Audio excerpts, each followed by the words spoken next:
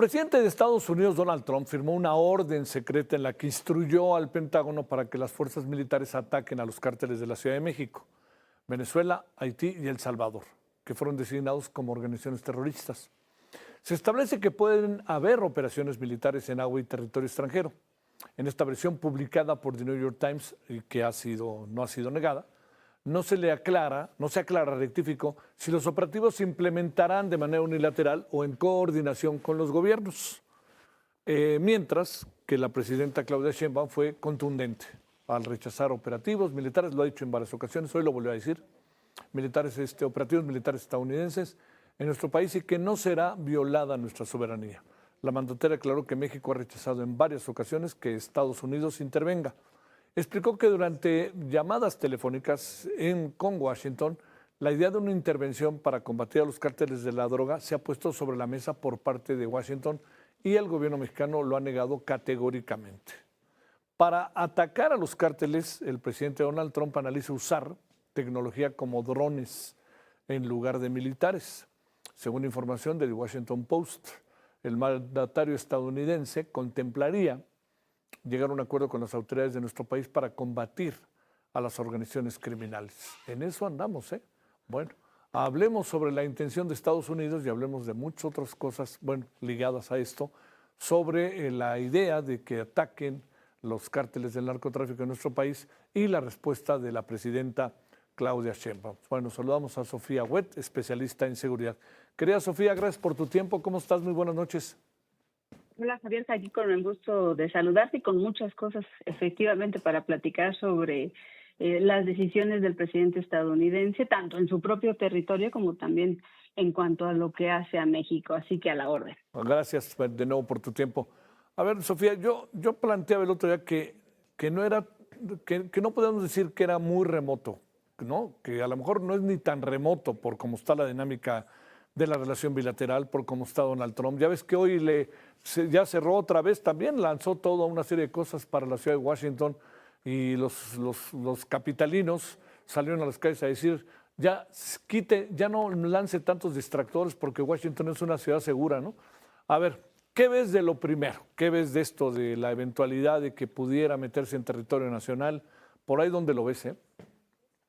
Es que yo le veo muchas similitudes o algunos rasgos comunes, evidentemente con sus debidas diferencias de territorio, de circunstancias, de naciones, etcétera, entre lo que está ocurriendo en el caso del despliegue de la Guardia Nacional en Washington, bajo el pretexto o el motivo, él lo comenta así, de un aumento o de una presencia grave de la criminalidad, cuando en realidad los crímenes en Washington, D.C., están en los niveles más bajos en 30 años.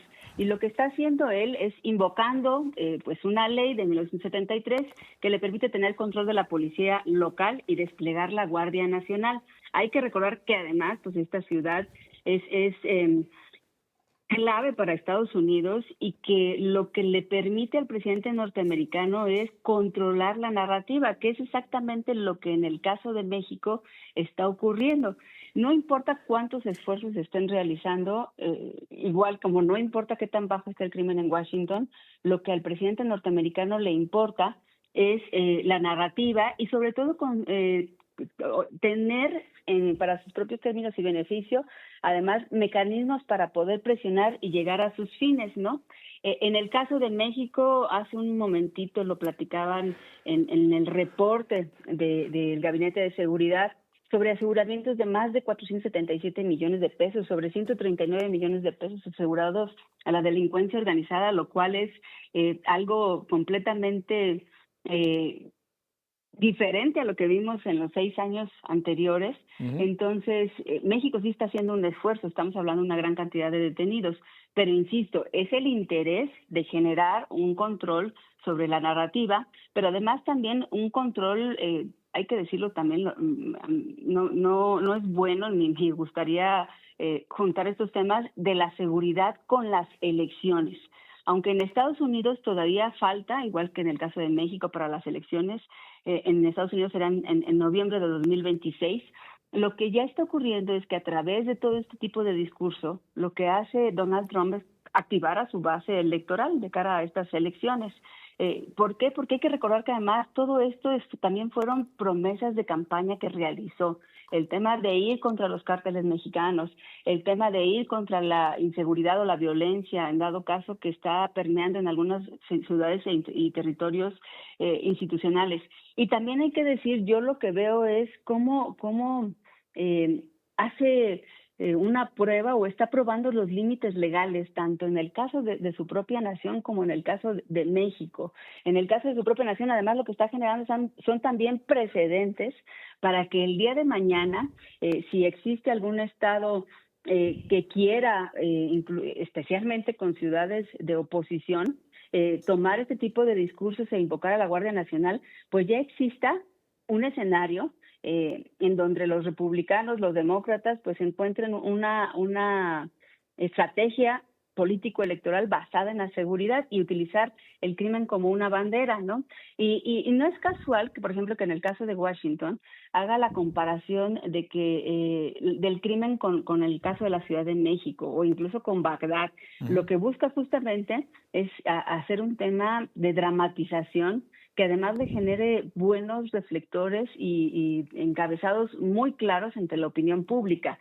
Y lo que también está buscando Donald Trump como líder de su nación es verse aún más duro que otros personajes que han estado en la política. Buscar, insisto, estos límites, llegar hasta el límite incluso legal, para demostrar que tiene un real interés, lo pongo entre comillas, para atender estos temas.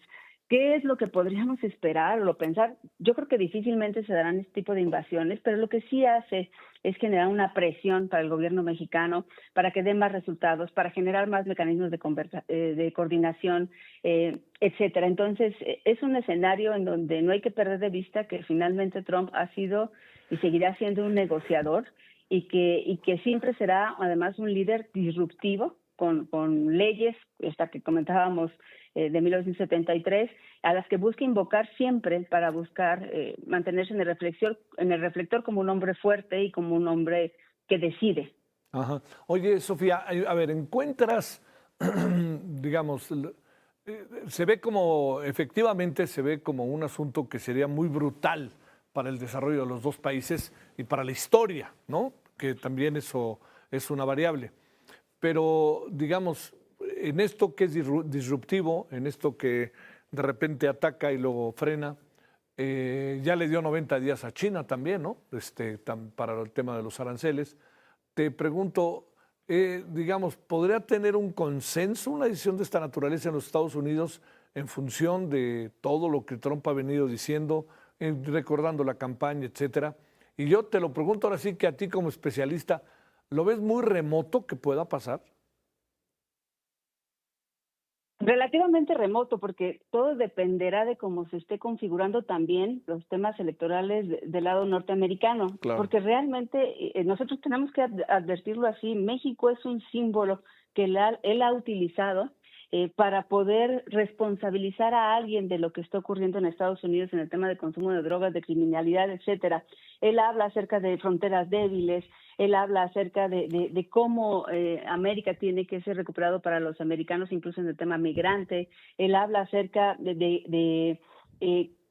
que pondrá todo lo que es parte del gobierno estadounidense para salvar la vida de las y los estadounidenses que la están perdiendo a causa de estos cárteles definidos como terroristas. Entonces, yo creo que un factor importantísimo será cómo se vengan dando los vaticinios electorales, y lo que también creo que en el caso de México tendrá que realizar acciones en lo propio, seguir reforzando el discurso de soberanía, claro, que es acertado en la presidenta, pero también mejorar el blindaje jurídico y diplomático, buscar y revisar cuáles son los protocolos de seguridad que hoy tiene México en materia de coordinación, sí, y en dado caso blindarlos. Y evidentemente vamos a tener un tema de presión política, un tema de presión que por ser de seguridad también, no dudo que va a invadir otros ámbitos como el económico, ya lo está haciendo, como el asunto de los aranceles, que bueno, ahí está todavía en veremos, pero sin duda lo va a invadir.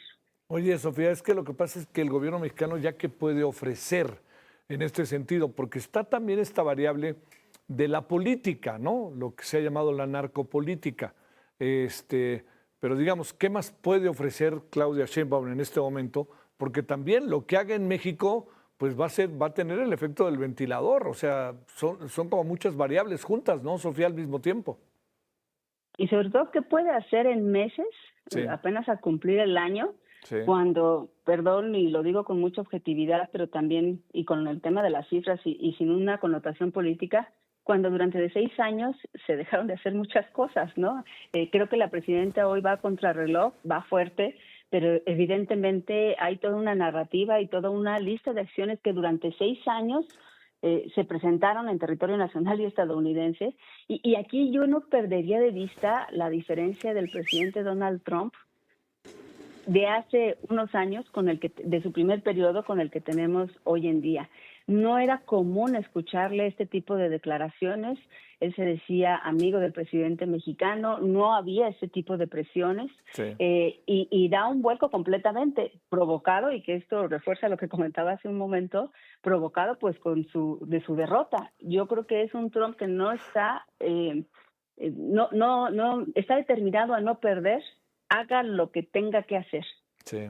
Oye, es que también también la otra variable que no se puede perder de vista es que, digamos, en México hay muchas condiciones que son favorables para la presidenta, pero también es una paradoja, ¿no, Sofía? Si no fuera por Trump, a lo mejor muchas cosas que estamos haciendo no las hubiéramos hecho, ¿no?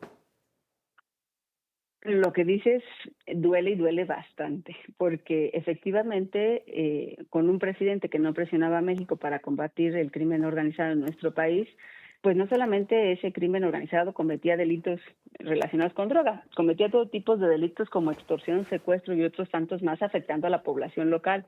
Entonces, sí puedo decir que hay un sector, un gran sector de este país y de personas que hemos estado en este ambiente, sí lamentando por un lado ese tipo de declaraciones y yo voy a decir de alguna forma agresiones contra la identidad mexicana, pero por el otro lado, efectivamente, si no fuera porque hay este tipo de presiones y porque hay este tipo de formas de evidenciar cuando hay nexos, difícilmente en México podríamos haber tenido la presión suficiente para que esto ocurriera, porque además venimos de un escenario de negación de hidrocarburos, de extorsión, de matanzas, de muchas cosas, a la realidad. Lo que sí también veo es a una presidenta mucho más consciente de lo que sí está ocurriendo. No ha sido ni una ni dos veces que ha puesto el manotazo sobre la mesa, incluso con los propios, con el propio representantes y gobernantes, hombres y mujeres de su propio partido, para pedirles, exigirles que arreglen las condiciones de seguridad en su propio territorio, específicamente en temas como extorsión, que pues es un tema que agrave a la gente, ¿no? Sofía, te mando un gran saludo y mi agradecimiento que estuviste con nosotros. Que pases buena noche. Igualmente, Javier, siempre con mucho gusto y buenas noches a todas y a todos. Gracias. Gracias a ti, Sofía. Buenas noches.